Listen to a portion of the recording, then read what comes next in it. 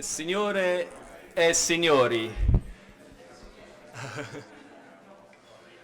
grazie mille a nome di tutta la nostra comunità per la vostra presenza qui dall'Accademia Britannica, il nostro centro di eccellenza per ricerche nelle scienze umane, di lettere e delle belle arti. Accogliervi qui stasera ci dà il più pieno piacere. It's a pleasure, a privilege and a joy to be able to welcome such an engaging and significant scholar as Dr. Chris Stevens to talk to us about the Yorkshireman who put Britain on the modernist map, to many minds the greatest sculptor of the 20th century, and to talk about the ways in which Henry Moore was the quintessential sculptor of the modern age. Chris Stevens currently holds the immensely prestigious roles of Head of Displays and Lead Curator in Modern British Art at Tate Britain, where his work, his research, his exhibitions have done so much to enrich our understanding of the Tate's holdings of artworks from 1900 to the 1970s. Chris has delivered a range of fascinating and extremely well thought through exhibitions at the Tate, including Art and the 60s, This Was Tomorrow, Francis Bacon, the Henry Moore exhibition of 2010, Picasso and Modern British Art, and most recently Kenneth Clark looking at civilization. On top of this, few people have done as much as Chris in developing Tate St Ives and the study of the St Ives artists, which has been a central research interest of his throughout his career.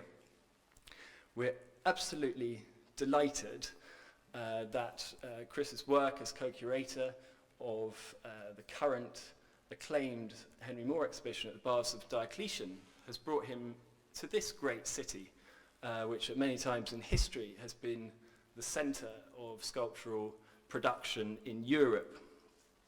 Anyone who has been to the present exhibition, which many of you will have done, will agree that the vision to stage a show within the Baths of Diocletian was an inspired one, particularly in spatial terms, but also in terms of the impact of Italy on the practice of Henry Moore, something which he admitted more in his later years. Henry Moore has a very special place in our own research activities here at the BSR, and we're very proud to offer in its first year a fellowship in collaboration with the Henry Moore Foundation, specifically for the development of the study of sculpture. There's a position that's been filled beautifully by Natasha Adamo this year. So there's not, I believe, a more appropriate place to recognise the outstanding accomplishment of Chris in presenting the best of British culture within Rome as the British School at Rome. And we're very proud to have you here, and please join me in extending a very warm welcome to Dr. Chris Stevens.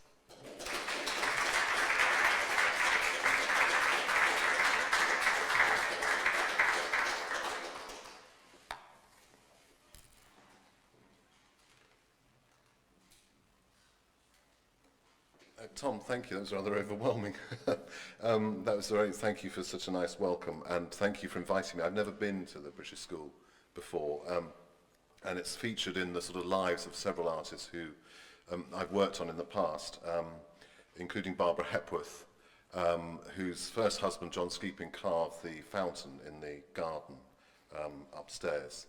So it's kind of like scratching an itch, finally coming here after all this time. So it's great, and thank you to everybody for having me. I just need to remember how to work this thing. Like that. So I should say, actually, after that fantastic introduction, that this isn't a scholarly lecture. It's, I'm afraid I spend most of my public speaking now is to sort of enthusiastic amateurs rather than art historians. So if there are art historians who know about Henry Moore in here, just bear with me. Anyway, I wanted to sort of think about more, as the title said, in relation to modernity, and think about what it is that made him modern and how that changed over time, and to address some of the contradictions that run through More's life and his public persona and his work and its interpretation. In a way, it's sort of summarized by two contrasting images of him. One here as the young carver, showing himself adopting the practice that was synonymous with modernity in sculpture, that is, making your own carvings, abandoning the academic convention of the artist making models for craftspeople to carve in stone or wood.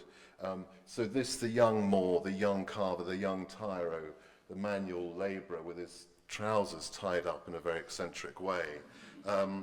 And then the later Henry Moore, a member of the Order of Merit there on the right of Prince Philip. It's interesting that the Queen and Prince Philip are flanked by Graham Sutherland, the painter, and Moore. It's sort of unusual to see artists so much at the heart of the British establishment. But I'm interested in this contradiction between Moore as the avant-gardist and Moore as the establishment figure. And just before we leave this slide, I'd point out, do I have a pointer on this thing? Yeah. This figure here, who's absolutely key to this change in Moore's status, Sir Kenneth Clarke, Lord Clarke of Saltwood, who championed Moore from an early age. In the early 30s he took up Moore and promoted him as an artist who embodied a certain kind of British romanticism and continued a tradition. And like other artists, he supported Clarke, encouraged Moore away from the more outre avant-gardist urges. This is the final shot from Clarke's landmark television series from the late 60s, Civilization. I don't know how many of you remember this program. It was on BBC, the new BBC Two, and it was programmed to make the most of the new colour television technology. After giving a potted history of Western civilization from the barbarian invasions onwards, Clarke finishes with a rather pessimistic view of the future, or the present and the future as he sees it. And he leaves his study, walks through this magnificent library, his personal library at home. And the very last thing he does is pause to rest his hand reassuringly on one of his Henry Moore carvings. And a little smile plays across his lips as if perhaps all will be okay. So this was Moore as the reassuring, solid figure in the face of the forces of modernity. Clarke had made Civilization, parts of it, the Parisian sequences of Civilization he'd filmed during the 1968 riots, as he was going around the city in a Rolls Royce. It was a rather risky situation. And it was exactly those sort of affirmative, reassuring qualities, the humanist qualities in Moore that established him as, the huge figure in world sculpture in the post-war period. And I think the key to that is something that Clarke said around the same time about him when he gave the speech when Moore was given the Erasmus Prize, and he said that if the world was to send an ambassador, if human civilization was to send an ambassador to another planet to represent all that was good about humankind, Henry Moore would surely be the perfect person. And it's exactly that sort of quality that, just to sort of take you through a kind of whirlwind tour of the Western world, that saw Moore commissioned to make sculptures for the UNESCO headquarters in Paris, the Lincoln Center in New York, outside the Houses of Parliament, of course, in London, in Berlin. Tellingly, when the mayor of Toronto wanted to transform what he saw as a hick town into an international city, he believed that the one thing he absolutely had to have, as well as some groovy state-of-the-art architecture, was a Henry Moore.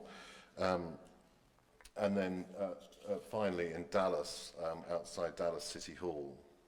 So more the establishment figure, the maker of a sort of art that is reassuringly solid and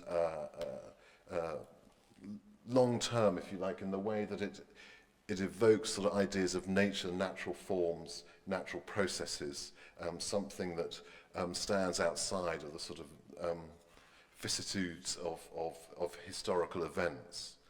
But to go back to the beginning, we see Moore establishing himself, as I said, as an avant-gardist figure through his adherence to direct carving. This is the earliest recorded carving of his from the early 1920s. Moore was a veteran of the First World War, which we'll come back to. And he, from an early age and consistently asserted his debt to an interest in the sculptural traditions of non-Western civilizations. As we said in the catalogue for the show at the Baths of Diocletian, Italy came to play a huge part in Moore's life, and he came to Italy, including Rome, in the early 1920s, but he insisted at the time that it had absolutely no impact on him whatsoever. He went to many of the great cities of Italy, and yet apparently it had no influence on his art, because he was busy going to the British Museum and looking at the tribal carvings from Africa, carvings from India, Mesopotamia, and in particular he cites Mayan carvings, which he says he liked for their stoniness, again asserting the importance of this sort of the direct carving of the natural materials. But there is also a thematic comparison. Here's another piece of Mayan art alongside that same piece. And actually, as he develops, you see more acknowledging that, as well as the sort of example of the sort of the craft of direct carving, he also finds in these sculptures the essential elements that he wishes to address through his own art: life, death, birth, sex. And so you see this sort of image of maternity, of birth here. He's also looking at Mesopotamian sculpture, but then transforming that motif of the clasped hand into something which is a little bit more tense and anxious. And in this instance, this beautiful sculpture from the British Council collection, also colouring the eyes in the way similar to the animal, the bottom left, that gives this figure a sort of sense of anxiety. And you'll see, and I'll come back to this, in a lot of Moore's sculptures, there is this sort of sense of kind of anxious anticipation, apprehension. There is a sort of psychological tension in his work, which he acknowledged, I think, these sort of aspects at the time in the 1930s, but they gradually over time came to be erased as his art, as the commentators on his art, and then he himself came to assert the sort of more positive, assertive, more conservative values in his art. And that's sort of the contradiction I want to kind of work through.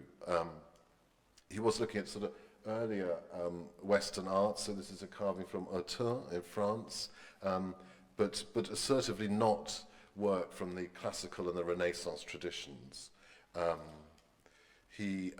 course, the mother and child became a major theme for him, and there's a moment between about 1928 and 1932 when a third of the sculptures he's making are mother and child groups. This has often been sort of discussed in terms of his relationship with his own mother, which was a close one, but I'm also struck by the fact that they coincide with the early years of his marriage, and the fact that he and his wife didn't have a child for another nearly 20 years after their marriage. The mother and child as a theme had recently been reappropriated in British Western art, and given this rather sort of cloying sentimentality by the Victorians, but Moore was looking at other traditions. Again, these are both images from books that he collected from Swemmer's bookshop in Charing Cross Road, of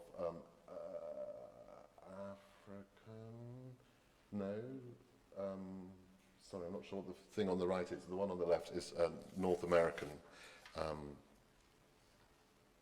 native carving. And you also see him in the 30s actually directly sort of associating his own work with ancient traditions. So on the left you see some of the stones of Avebury in Wiltshire, with Stonehenge, one of the places that Moore and others sort of went on pilgrimage to. And on the right, you can see in his garden in Kent how he erected these pieces of raw stone and then either carved them or used them as plinths for his latest carvings. And you can see this extraordinary work on the top there, which is like a sort of a breast caught in an almost like sort of mechanistic, machine-like sort of hard-edged form, but carved in stone. And the most sort of famous, most successful piece of this period of work, and he's carving, is this reclining figure now in Leeds City Art Gallery, carved from Hornton stone, which is a stone from Oxfordshire, sorry. And it's worth saying that when you look at More's carvings of the 1920s, you see they're almost all made from a huge range of English or British stones. And he said that he acknowledged that he came back from the war and he used the materials as a way of exploring his own Englishness, his own association with that place. And there's nothing more powerful, I think, than the kind of the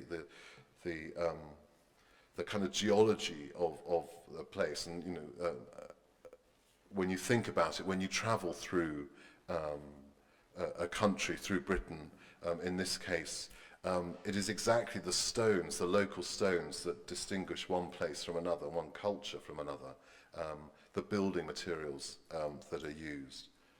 And he similarly kind of explores those stones, those places, those landscapes by implication. Now that figure, More always associated with the shakmul, the reclining figure from that were found in Mayan temples in Central America, particularly the one on the left from Chichen Itza in Mexico. And the commentators on More all followed his lead to say that that was the source for this reclining figure. But actually, when you think about it, apart from the fact they're stone and they're reclining and figures, they don't have an awful lot in common. In fact, ironically, there's more in common with Michelangelo, this figure from the Medici chapel in Florence, and also, I think, the important modernist theme that had developed in the 19th century, the odalisque, that was particularly loved by Matisse. And I think one of the things, I suppose, that has interested me about More is the way that he came to want his art to be understood and the modernism of his art to be understood in terms of this adherence to direct carving, the ideology of direct carving and of truth to materials, that belief that by carving oneself, the artist can respond to the material at hand. And also the sort of an idea of modernism as embodied and represented through a kind of formalist aesthetic. And the importance of subject matter and of both overt and implicit or encoded became increasingly to be sort of marginalized in commentaries on More. And as I said earlier, sex is one of the themes that with which he was concerned. I think one of the complications of people dealing with More is that, as Kenneth Clark said, clearly things went on in the studio that one never got a sense of in person with More, who seemed a very simple, affable, avuncular kind of character. A man never seen without a tie after a certain date. And yet clearly Clark observed in the studio he must have been sort of delving into much deeper, darker recesses of the unconscious. So as I say, sex and an eroticism is one of the concerns in More's art. And this is an extraordinary figure that he made in 1931, originally in lead, and the lead is now lost, but he cast it in bronze later on, which gives it the lead, I think, would give it a much more kind of sinister quality. One of the reasons More was attracted to lead was that he said you somehow just by looking at it knew that it was kind of poisonous and nasty. But given one sort of the common idea of Henry More's art, this extraordinary sort of erotic, violated, distorted figure is hugely surprising. So you see you know, here how the rib cage has turned in almost to sort of like prison bars. And then the waist of the figure twists so that the bottom half of the figure is turned at sort of 90 degrees to the top half. So it's better to show the way that she sort of splays her legs and you know, exposes her pudenda, which is sort of exaggeratedly modelled in the material. And again, the obvious reference is in recent painting. Moore was a massive fan of Picasso, and through magazines, in particular Cahiers d'Art, was able to follow Picasso's development almost month by month. Cahiers d'Art was like a sort of, almost every 6 months it had a sort of update on what Picasso had been doing. And you can see an extraordinary kind of coincidence between Moore and Picasso in the early 1930s. And so, you know, Picasso's distortion of a highly eroticized, subjectified female figure is one of the things being taken up by Moore at this point. And I think the Moore always denied having any sort of interest or conscious, excuse the word, engagement with ideas of psychoanalysis or the unconscious. Clearly his work needs to be thought about in the vogue at that time for psychoanalysis. It was in the wake of the First World War that Freud was taken up enthusiastically in Britain and translated into English. And I think, you know, we need to sort of think about more in those terms. Interestingly, his great friend and colleague, Herbert Reed, poet and critic Herbert Reed, was a great follower of Jung's, became the general editor of Jung's collected writings. And a Jungian study was done of Moore in the early 1950s. So Moore insisted that he wouldn't read it because he feared what would happen if he knew what his unconscious was up to. And so you see through the 1930s and the early part of the 1930s in particular, this kind of eroticism, a sort of encoded, implicit eroticism in a number of sculptures. On the left, these are both in this extraordinary stone, Course Hill stone, which is a pink stone from, they are actually the same colour in real life, from southwest Scotland. It's the stone that Glasgow is built from. On the left, this reclining figure, which seems to have a sort of phallic form resting between her two breasts. And then this figure on the right, where the female is reduced almost to nothing but her breasts. Very much a kind of abstraction of the human figure to a kind of essential sexuality. There's a very amusing photograph. This sculpture on the right belonged to Sophia Loren for a long time. There's a very amusing photograph of the two of her and the sculpture with Henry in the middle, not knowing quite where to look.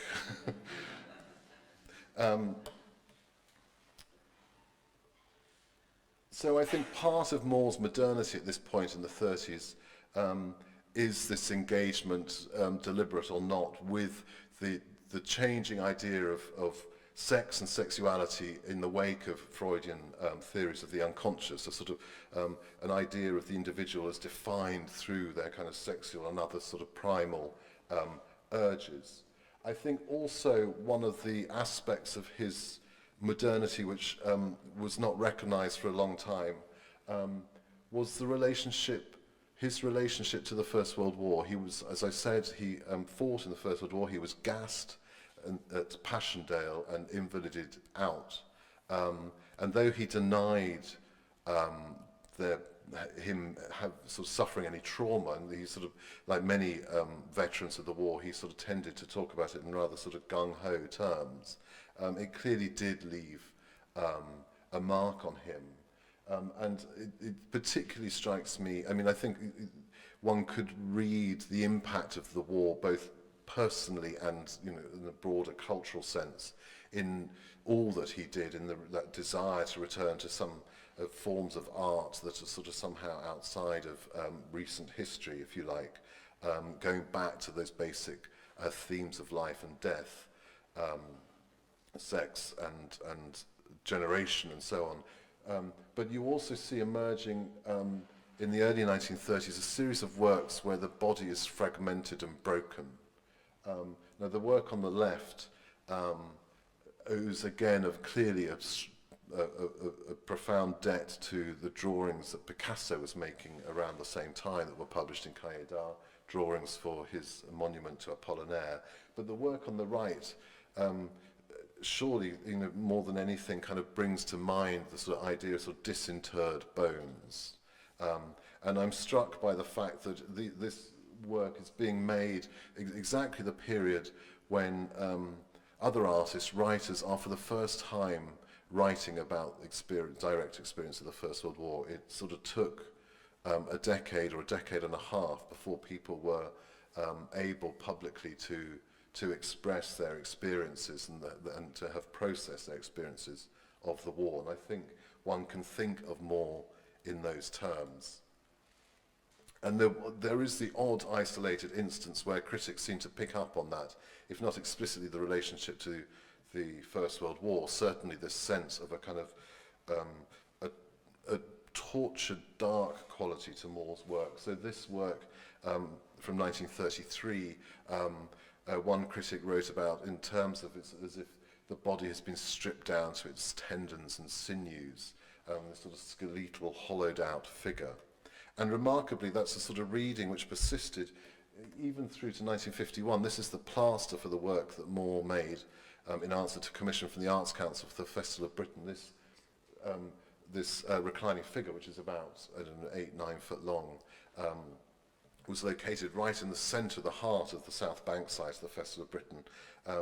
But still, the critics recognised in it a sort of haunting quality, and one at least found in it echoes of the photographs of the concentration camps of 7 years earlier. So even in this sort of post-war period, you find this sort of darker side of Moore, a relationship to the events of his time that over time came to be obscured. And of course that figure echoes, or the other way round, the famous drawings that Moore made during the Blitz of the Londoners sheltering in the underground railway system. And these works did more than any other, I think, to establish Moore in the minds of a wider public than simply the sort of kind of art world circles.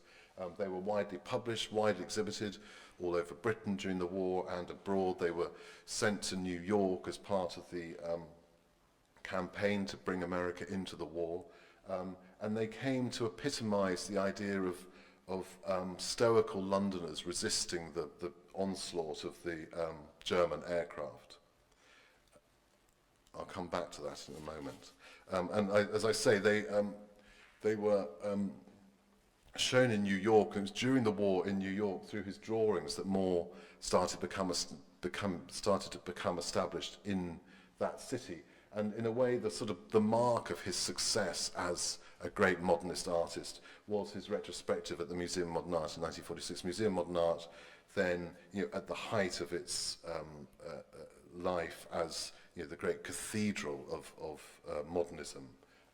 So to have this great retrospective only less than a year after the end of the Second World War, a year and a half after the end of the Second World War, was really remarkable. Ironically, even as he's being celebrated as one of the great modern masters, he had actually taken a profoundly conservative turn in his work, a turn marked with this work commissioned for a church in Northampton, the Madonna and Child, for which he sort of chose to revert to a much more traditional conservative way of working, though still hand-carved, much more obviously figurative. The Madonna and Child related to some of the themes in his shelter drawings, where family groups and mothers and children recurred.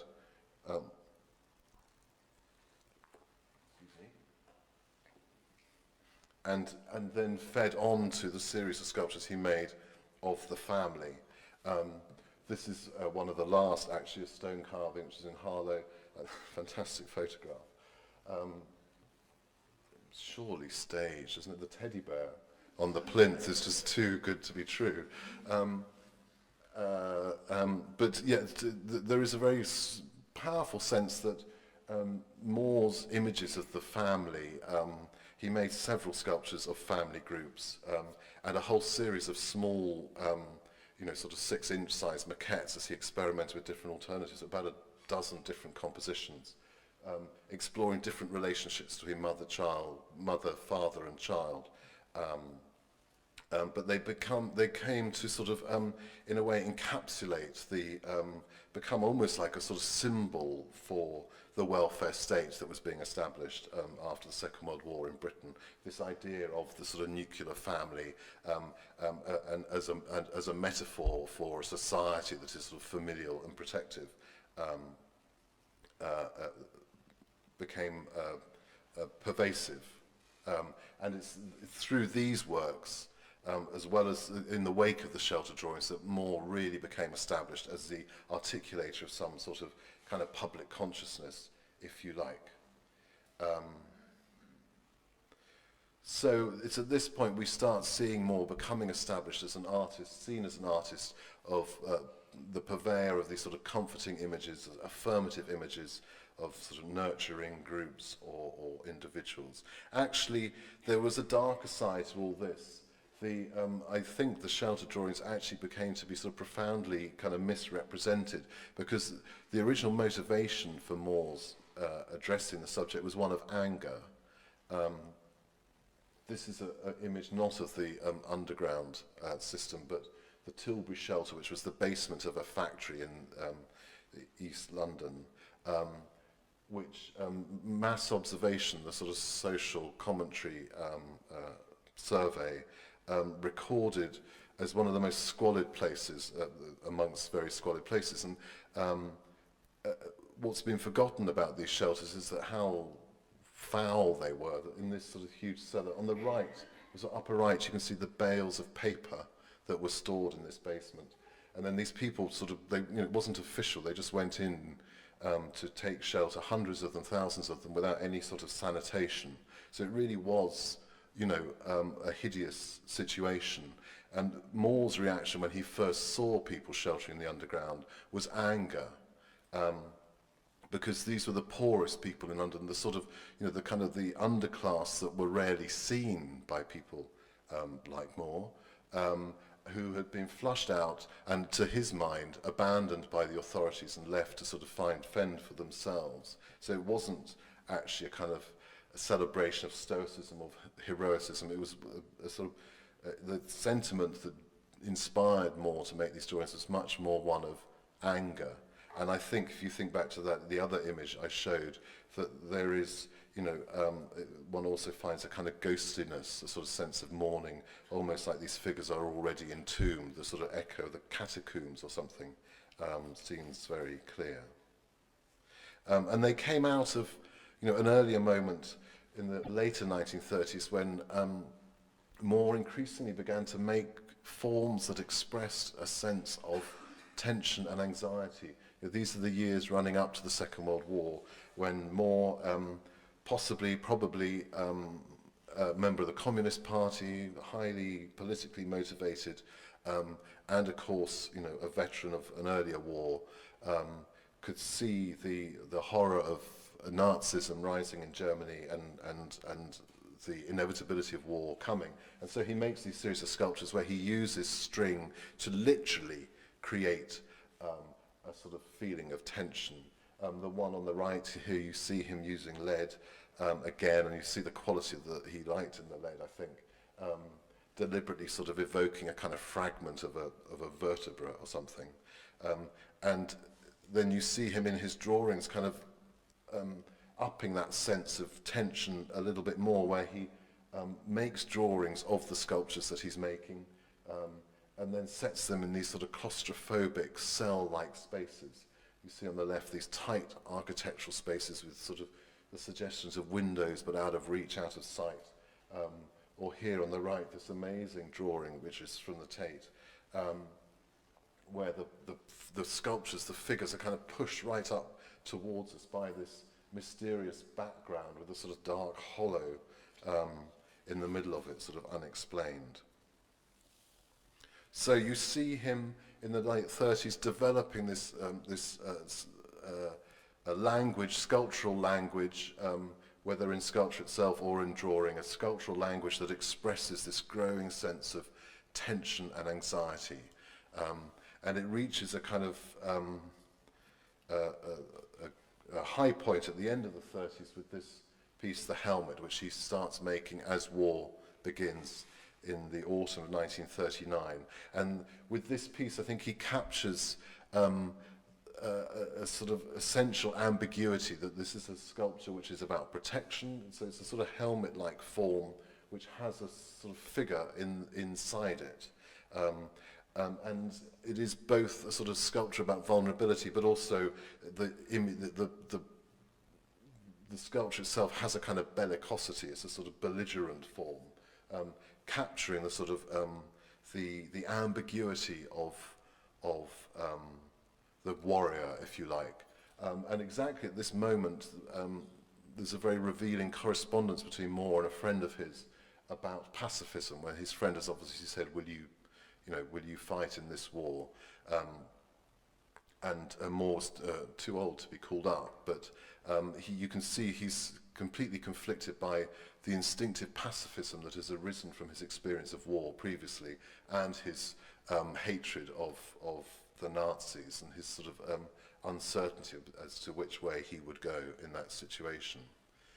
And he was had been actively involved in the politics of the time. He was an avid supporter of the Republican cause in Spain. You can see how the helmet sculpture that captures that moment of the Second World War's beginning has its origins in this print that he made as a fundraiser for Spain, the Republicans, Spanish Republicans. Possibly not his most successful work, but the barbed wire becomes a sort of recurring motif. And as I say, he was very actively involved. These are both, the document on the left is a sort of, they're both designed by Moore. One is simply an advert on the right, and the other is a document calling for the British government to stop sitting on the fence over the Spanish Civil War. And Moore actually was one of a small group of artists who was prevented by the British government from travelling to Spain during the war. So he establishes himself in these late 30s as an artist, trying to communicate this sense of a sort of desperate anxiety. And interestingly, you see it unexpectedly persisting after the Second World War. So this is a well-known sculpture that he made for one of the annual exhibitions at Battersea Park, and it's still in Battersea Park. And it's so sort of Henry Moorish that one hardly sort of sees it anymore. But actually, when you see how he had it photographed before it was sighted in the park, you can see how he seems to be, wants to kind of capture this, again, this sense of a sort of poised apprehension. These are figures looking anxiously in the distance. They remind me of, animals waiting, on the lookout for predators. And I think that that idea of the sort of anxious stare, or the anxious glance even, is something that you see again and again in Moore. And I think, he's picking it up from elsewhere in the culture. And one of the points of reference that I keep finding or wondering about with Moore is the photographs that Robert Capa took in Spain in the 1930s, numerous of which he captures this sense of anxiety. For the first time, the fear of attack from the air that became established visually through the Spanish War, and then became very much a part of reality for people in Britain and the rest of Europe in the Second World War. So part of Moore's modernity becomes this, comes from him as the sort of artist of the age of anxiety, to use the phrase of his friend W.H. Audens. And you see it even injected into his sort of more familiar themes. So here is a later mother and child sculpture from 1952, where you see now the child becomes this sort of vicious serpent-like creature that's snarlingly trying to sort of bite the mother's breast, and the mother is forced to kind of hold it back, throttling it by the neck. And that, of course, relates to a new generation of sculptors' work that is emerging in the wake, in the shadow of more in Britain, like Reg Butler, others, Lynn Chadwick, and so on, Edoardo Paolozzi. And it becomes that the political dimension of these works as a sort of expression of the sort of anxiety of the time is sort of epitomized by Butler's winning entry to the competition to find a monument to the unknown political prisoner. This is a competition, as some of you will probably know, run through the ICA in London, sponsored by what turned out years later to be a front for the CIA, purporting to be a sort of a completely non-sectarian, if you like, non-aligned competition, but recognized by the Soviet Union and their allies as a kind of as a Western plot, if you like. The fact that the proposed site was in West Berlin was a clue, perhaps, to the motivation. And interestingly, in thinking about this kind of Cold War sculpture, there is a moment in 1950 when Moore makes this helmet head. So this comes at the end of a period when he's been making those family groups that we saw earlier. In 1950, he then reverts to that form that he had made just at the outbreak of the Second World War. And I think that's a really powerful idea, this sense that the optimism of the immediate post-war years is sort of slowly kind of fading away as the realization of the Cold War that is slowly settling in to Western politics, world politics. And so that sense that air of threat and vulnerability is becoming a kind of permanent fixture is sort of represented, it seems to me, very consciously through this echoing of this earlier piece. You know, again, you see a figure inside this protective helmet, a form that is both vulnerable and yet also belligerent. And it's in the 50s, in the early 50s, that you see Moore making a series of sculptures in which most of his figurative sculptures are of the female form, but makes a series of sculptures where the male body is shown as vulnerable, if not mortal. So his falling warrior on the left, and now you see him, I think, willingly acknowledging a kind of debt to the classical tradition that he had denied. And I think there's a pattern here that you see in great modern artists who, in the early parts of their career, need to assert their rejection of tradition, who, as they become more secure and more established, of course, want to see themselves as part of that tradition. You see it with Picasso, you see it with Francis Bacon, that why would you want to be part of this sort of group of contemporary renegades when you could be part of the great tradition that goes back through Michelangelo to the ancients. Incidentally, one of my favourite bits about Henry Moore's sculpture is the gap underneath the bottom of that figure, because you realise it's not lying; it's actually sort of it's as if he's captured the figure as it falls to the ground. So there's this little gap where it's a figure in the process of collapse. And then to come to this piece, which is at the Bars of Diocletian at the moment,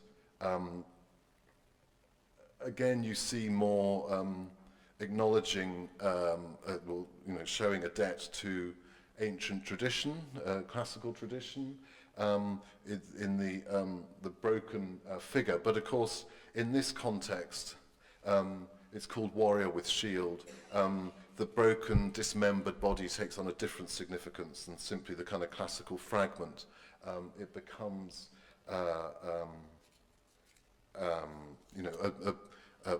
another victim of war.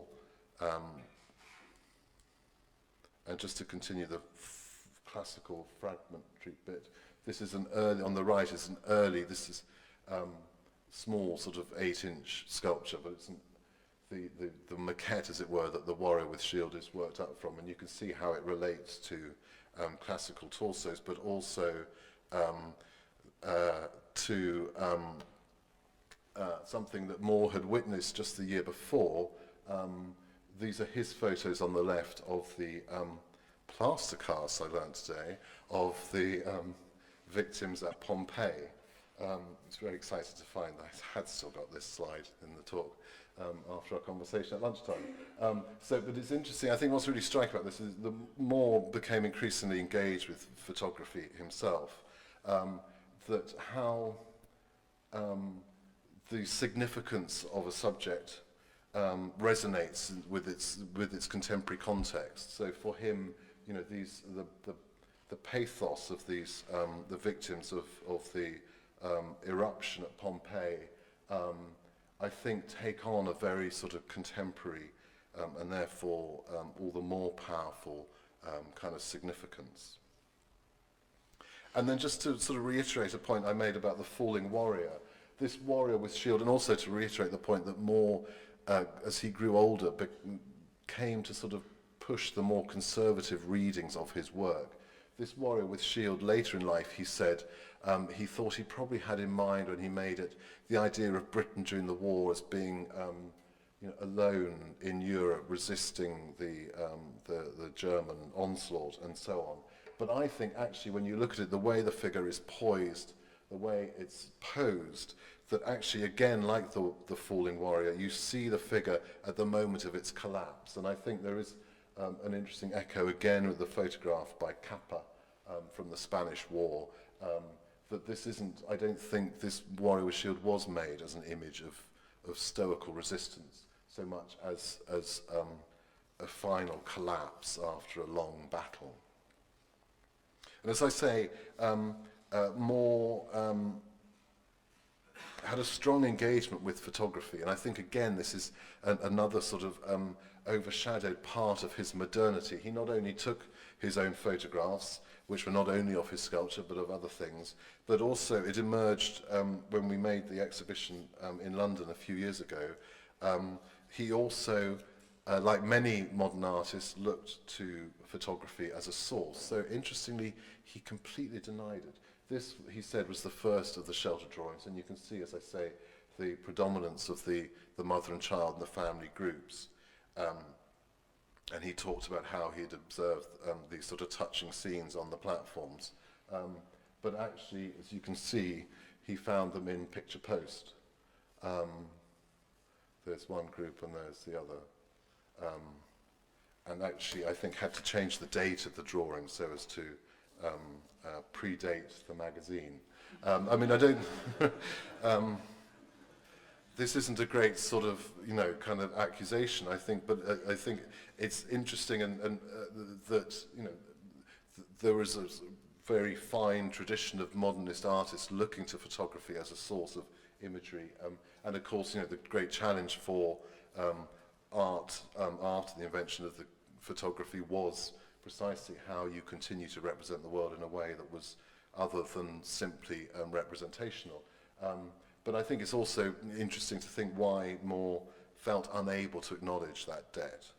And then I got a couple of slides just to slightly labour the point about Robert Capa as a possible source of inspiration.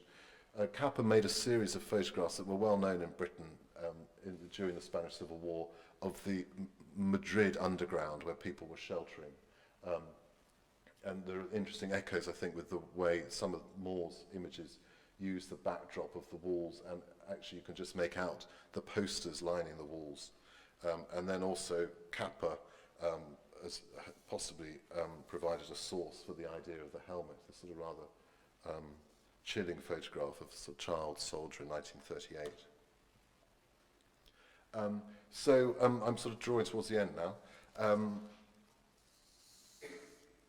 So the key contradiction, I think, in Moore is this shift from, well, both between a sort of a formalist, technically defined modernism of carving, and a modernism which is more to do with the events of his time, the new ideas that came in the wake of the First World War, particularly with the growth of psychoanalysis, but also radical politics. And then his shift away, increasing denial of that as he became a sort of establishment figure. And I mean, I don't have an answer to this, but it's sort of epitomized for me in the story of one sculpture. This is a sculpture he made for the University of Chicago, and the smaller 4-foot, 1.22 m, I should say, version is in the show here in Rome. This was commissioned by the University of Chicago to mark the spot where Enrico Fermi achieved the first self-sustaining nuclear chain reaction in the early 1940s. This is a crucial stepping stone in the creation of the atom bomb. It was part of the Manhattan Project, so fed directly into the creation of the bomb. And the university wanted to mark the spot, the site of this heroic achievement. So they went to Henry Moore, and he accepted the commission, which is surprising for a man who had been one of the founding members of the Campaign for Nuclear Disarmament in Britain only a few years earlier. And he made this image, which they accepted, of the mushroom cloud. But it also very clearly echoed a well-established image that was being used in anti-nuclear propaganda in Britain at the time, where the mushroom cloud morphed with the human skull as an image of death and threat. That's the smaller version of the sculpture that is up the road alongside that poster, which Moore would have known well as a member of CND. So there's this intriguing thing about Moore, that he's accepted this commission that is going to be used to celebrate something which he is clearly opposed to. And also he becomes slightly more complicit because he says, well, this piece is called Atom Piece. And the university said, would you mind if we call our version Nuclear Energy? And they explain that ostensibly the reason for that is that in 1967-68, by the time the big sculpture is completed and unveiled, the word peace on American college campuses was rather problematic. And though it was spelt differently, they didn't want to sort of risk any controversy. But of course also in calling their sculpture Nuclear Energy, they emphasize the peaceful, benign use of that technology which actually had led to the destruction of Hiroshima and Nagasaki. Interestingly, the city of Hiroshima bought a cast of this sculpture and positioned it outside their museum, intending it to be a kind of memorial, and they had to take it away through popular demand because people found it so offensive. And then finally on that point, though it's very clear at the time that image was based on the human skull and the mushroom cloud, later on, Moore again sort of fiddled with the chronology a bit and claimed that the maquette, which you can see he's pretending to work on in this photograph from 1970, the commission was 1963, he said that he had made this sculpture before the people from Chicago had arrived. It's not true. And he also said that the form of it had derived from this elephant skull that had been given by a friend who had brought it from Africa. Actually, he got the skull after he'd made the sculpture. But it's interesting that he seemed by 1970 to want to distance himself from the implicit kind of political message of his own work. I suppose the sort of my conclusion from that is not just the conundrum of this sort of move of Moores from a sort of radical position to a conservative one, but also the inherent challenge of this kind of sculpture where even if there is a radical intent, the ambiguity of this sort of language of organic form allows the viewer to take away what they will, if you like. And I guess that is part of his great success as a public figure in later life, that the language of natural fragments, natural remnants of landscape that he turned into sculpture allowed for this, one might say, woolly or indeterminate readings, so that one could take a radical message from his work or find a sort of conservative comfort in it. Thank you.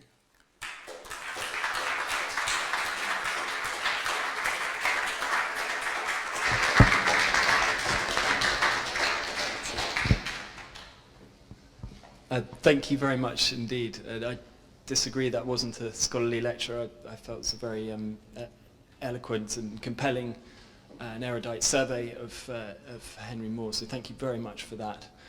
I know that there will be people here that will be willing to take the opportunity to pick your brains with some questions. I've certainly got some myself, and would like to begin the conversation by asking you a little bit about this exhibition. And it's been very striking that we've had so many scholars and artists and professionals coming through the doors of the BSR, all engaging with it, and it's really struck a chord. And I wondered whether you felt this, the process of setting up or seeing these Henry Moores within the context of this amazing space had given you anything new or emphasized any angles on Henry Moore? I suppose seeing it in that space, I was struck, well, two contradictory things in a way, that there are moments when I was struck by the complementarity, if you like, between some of the sculptures, some of the Moore sculptures, and the other sort of Roman pieces that are around in the baths. Particularly, I think the way that Warrior with Shield that I showed is sort of situated in the sort of outdoor space surrounded by sarcophagi and sort of fragments. There's a sort of fragmentariness which kind of unites them. But I also sense that there's a kind of otherness to the sculpture in that setting, that because so many of the sculptures are, derived from, alluding to natural forms, that they, rather surprisingly, they're sort of it's the modern bronzes that feel to contrast with the kind of very clear kind of man-madeness of the architecture, if you know what I mean. It's almost like they're a little sort of intrusion of nature, which I think, is one of the things that Moore intended with some of those sculptures. I think and what attracted people to them. I think why, you see those pieces like the slightly phallic sculpture outside the Lincoln Center in New York, which is based on a rock formations in Yorkshire, is that it is like bringing a little bit of nature into the otherwise sort of entirely man-made urban environment.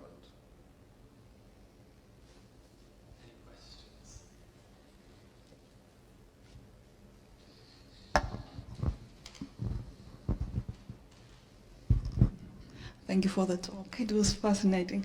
I'm just going to follow up from Tom's question to ask whether Henry Moore himself was quite intent on working in historical places such as this, or he was avoiding that? Yes, I think so. I'm just trying to think of examples. He did, in his lifetime, show in certain evocative places. I mean, increasingly in the sort of post-war period, he liked to think of his sculptures in relation to the natural environment. So he placed a lot of sculptures in the landscape and liked kind of sculpture well, he didn't like sculpture parks, but exhibitions in sort of in outdoor spaces. But of course, one of his most famous and successful exhibitions was at the Forte Belvedere in Firenze, where they were the larger part of the exhibition was on the terraces. So within that kind of historic environment, and of course with the view of the city beyond. There's a fantastic film of it. Thank you. Thank you very much. I just wanted to ask what that story was about him not being able to go to Spain during the Civil War. Okay, yeah. Let me see if I can remember it. He was one of a small group, he and Stephen Spender, the poet, and one or two others who were going to travel to Spain on a kind of fact-finding mission. And they were stopped. I don't quite know the mechanism actually, but I think you needed permission to, not from the Spanish authorities, but from the British. And the British government sort of prevented them from going. Censorship. It's amazing. Yeah, kind It's of. really I mean, I don't actually, the reason I didn't go into it actually is I don't know the mechanism by which the British government could stop British subjects travelling wherever they wanted to go. It's amazing.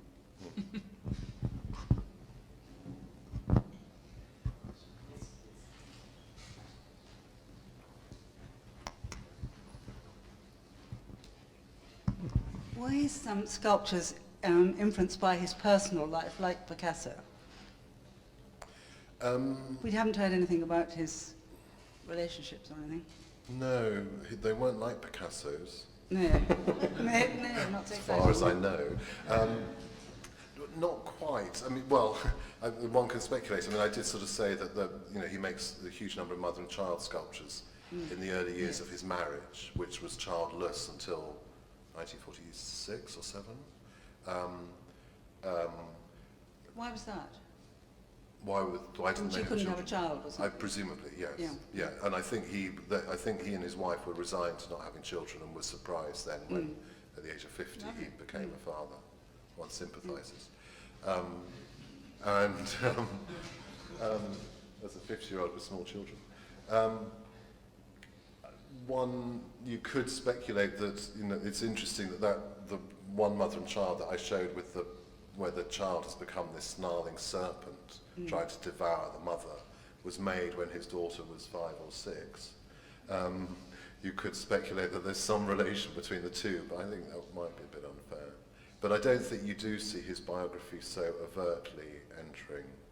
I think, as Kenneth Clark said, there is something, very profound going on, but it's very sort of sublimated. And Hepworth, was she part of anything? I mean, they were great friends, weren't they? They were great friends for a while and then became great rivals. Yes. And she had similar work, quite a lot of it. Yeah, I mean, they quite quickly became very different. I mean, in the 1920s, they're both making sort of figurative sculpture, which is somewhat dependent on different sort of non-Western traditions. So hers is a little bit more classical, actually. Yes. It's got a lot of Masaccio, I think, in Hepworth, if you want to call that classical. But by the mid-30s, she becomes very purely abstract, whereas he becomes much more, the sort of shorthand would be associated with the surrealist, and that he's sort of making art which is much more sort of convoluted and sort of, obviously emotionally intense, I think. So I was sort of trying to suggest with something like those pink stone figures, when he was making those, she was making, 2 spheres and an oval on a base. She was much more kind of making art that sought to be ideal as a response to the events of the time. She was a Christian Scientist, whereas he was, I think, seeking much more to express some of the kind of troubling darkness that goes on both, publicly and inside.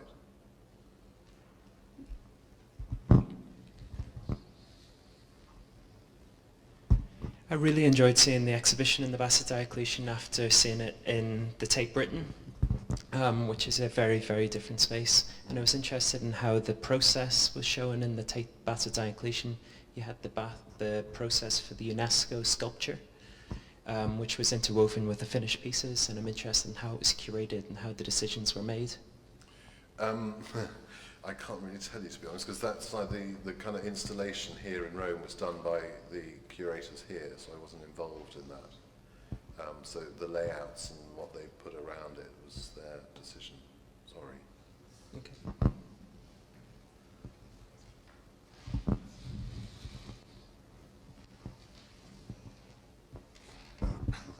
Thank you very much for the talk. You showed two works that were quite stylistically different and, if you like, conservative. A mother and child work and a family. And it was noticeable that one was in a church and one was in front of a church. And I can see there are various ways you can think about that, that perhaps there's an awareness of the whole Christian tradition there of the man is the made in the image of God, which is respected in that instance, but of course it seems like in pretty much all the other works you showed is not. I mean, the body is being taken apart, that image is being destroyed. So, and I think there are various inferences you could draw from that, but I suppose the simple question is, was Moore religious? Did he ever make any statements about religion? He didn't really, and I don't think he was. I mean, I think he, later in life he maybe went to church at Christmas or something. I mean, ironically, he did make stone carvings for his village church to replace some that had been lost. I think some just heads as corbels. So no, I don't think he was. I mean, I hadn't thought about it before, but actually one of the striking things about that photograph of the family group is that it's Harlow, Newtown. So the picture of the traditional village church is doing a lot of work in all sorts of ways. This is a completely new conurbation that's being made. So the church is rooting it in a kind of longer tradition, as well as implicitly putting more sculpture in a longer tradition. But I think he would, I don't know, I mean, I don't think he did say anything about it, but I guess that it's striking on the one hand that in addressing the Madonna and Child, he makes them look very kind of ordinary. But equally, I think he would, there would be something about the relationship between the family as this kind of ideal unit and society, and the church as a kind of benign force that I can imagine would sort of suit him at that time. Does that make sense? Yeah, absolutely.